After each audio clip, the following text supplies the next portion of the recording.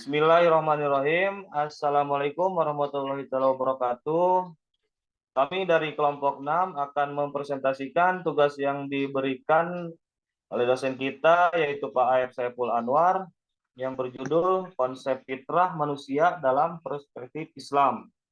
Pertama-tama saya sebagai ketua kelompok akan memperkenalkan nama-nama dari kelompok 6. Yang pertama, saya Asep Kiki Arobi, Dewi M. Julfikar, Rahmatullah, dan Pak Sutono. Itu nama-nama dari kelompok 6.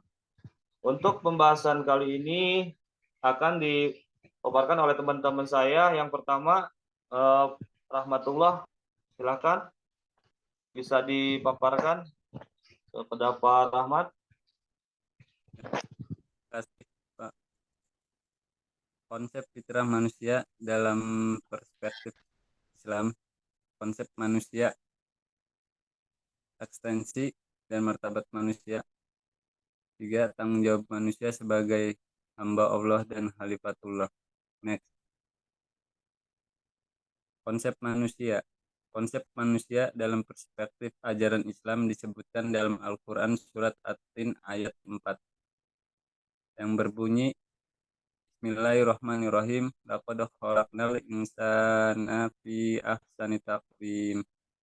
Sungguh, kami telah menciptakan manusia dalam bentuk yang sebaik-baiknya. Dalam hal ini, manusia adalah makhluk terbaik. Oleh karena manusia harus selalu melakukan kebaikan amal soleh. Next. Ekstensi dan martabat manusia. Ekstensi atau keberadaan manusia di dunia merupakan tanda kekuasaan Allah Subhanahu wa Ta'ala, bahwa Dialah yang menciptakan, menghidupkan, dan menjaga kehidupan manusia. Dengan demikian, tujuan diciptakannya manusia dalam konsep hubungan manusia dengan Allah Subhanahu wa Ta'ala adalah dengan mengimani Allah Subhanahu wa Ta'ala serta memikirkan ciptaannya untuk menambah keimanan dan ketakwaan kepada Allah Subhanahu wa Ta'ala. Next. Tujuan umum adanya manusia di dunia. Tujuan manusia diciptakan oleh Allah Subhanahu wa Ta'ala dan berada di dunia ini adalah untuk menjadi rahmat bagi alam semesta. Arti kata rahmat adalah karunia, kasih sayang, dan belas kasih. Jadi manusia sebagai rahmat merupakan manusia yang diciptakan oleh Allah Subhanahu wa Ta'ala untuk menebar dan memberikan kasih sayang kepada alam semesta. Selanjutnya yang akan membacakan dipersilahkan kepada Pak Sustono. Ya, terima kasih Pak Rahmatullah atas kesempatannya untuk melanjutkan materi selanjutnya. Tujuan khusus adanya manusia di dunia, sukses dunia dan akhirat dengan cara melaksanakan amal soleh yang merupakan investasi pribadi manusia sebagai makhluk individu. Tujuan individu dalam keluarga, tujuan manusia berkeluarga menurut Al-Quran Ar-Rum 32:1 yang artinya, dan di antara tanda-tanda kekuasaannya ialah Dia menciptakan untukmu istri-istri dari jenismu sendiri, supaya kamu merasa tentram dan dijadikannya di antara kamu rasa kasih sayang. Sesungguhnya pada yang demikian itu benar-benar terdapat tanda-tanda bagi kaum yang mau berfikir.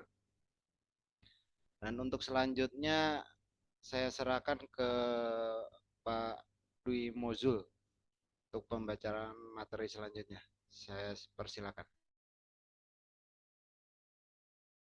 Baik, terima kasih Pak Sustono atas kesempatan yang diberikan. Oke, selanjutnya yaitu tujuan individu dalam masyarakat. Tujuan hidup bermasyarakat yaitu mencari keberkahan yang melimpah dalam hidup. Next.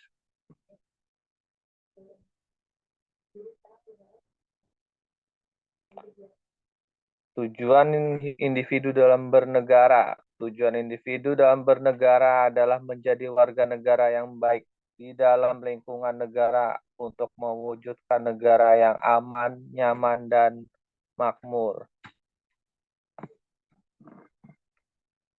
Tujuan individu dalam pergaulan internasional setelah kehidupan bernegara tidak dapat terlepas dari kehidupan internasional atau dunia luar. Dalam era globalisasi yang ingin tetap maka kita harus bersaing dengan ketat untuk menemukan jati diri serta pengembangan kepribadian. Jadi tujuan individu dalam pergaulan internasional ini adalah untuk individu yang saling membantu dalam kebaikan dan individu yang dapat membedakan mana yang baik dan buruk dalam dunia globalisasi agar kita tidak kalah dan terlena dengan indahnya dunia.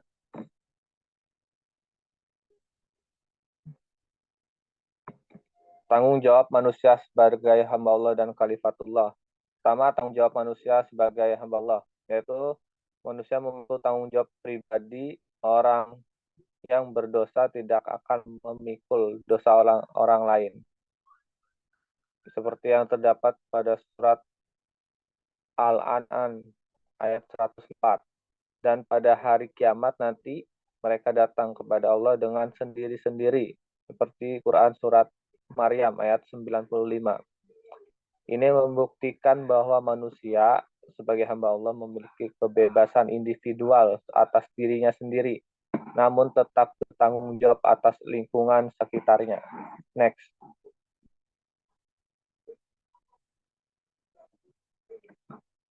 Kedua, yaitu tanggung jawab manusia sebagai khalifah di muka bumi. Allah Subhanahu wa taala berfirman dalam Quran surat Al-Baqarah ayat 30 yang artinya sesungguhnya aku hendak menjadikan seorang khalifah di muka bumi. Mereka berkata, mengapa engkau hendak menjadikan khalifah di muka bumi? Itu orang yang akan membuat kerusakan padanya dan menumpahkan darah. Arti khalifah pada Quran surat Sad ayat 26 bertugas untuk menegakkan hukum Allah di muka bumi dan menciptakan kemaslahatan manusia. Sedangkan arti khalifah pada Quran surat Al-Baqarah ayat 230 bertugas untuk memakmurkan dan mengelola bumi. Next. Terima kasih. Terima kasih atas perhatiannya. Kurang lebihnya kami mohon maaf. Wassalamualaikum warahmatullahi wabarakatuh.